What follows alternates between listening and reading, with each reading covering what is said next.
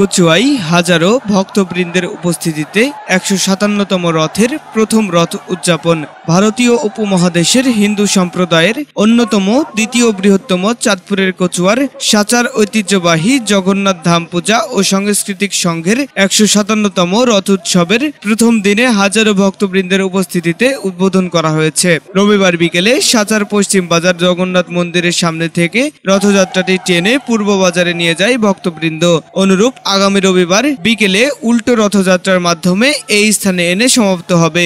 এ উপলক্ষে সাচার জগন্নাথ ধাম ও সাংস্কৃতিক সংঘের সভাপতি বটুকৃষ্ণ দাসের সভাপতিত্বে ও সাধারণ সম্পাদক বাসুদেব সাহার পরিচালনায় প্রধান অতিথির বক্তব্য রাখেন কচুয়া উপজেলা নির্বাহী অফিসার এহসান মুরাদ। অনুষ্ঠানে বিশেষ অতিথি হিসেবে উপস্থিত ছিলেন চাঁদপুরের অতিরিক্ত পুলিশ সুপার রাশেদুল হাসান চৌধুরী, উপজেলা সহকারী কমিশনার বাপ্পি দত্ত রনি, কচুয়া থানার OC Mohammad Mizanur Rahman, UP chairman Monir Hossain, Rath উদযাপন কমিটির সভাপতি সুখদেব গোস্বামী, সাধারণ সম্পাদক প্রদীপ কুমার গোপ, অর্থ সম্পাদক রণজিৎ সাহা, সাচার ইউনিয়ন আওয়ামী লীগের সভাপতি মিন্নত আলী তালুকদার, উপজেলা যুবলীগের ত্রাণ বিষয়ক নিমাই সরকার সহ আরো অনেকে উপস্থিত ছিলেন।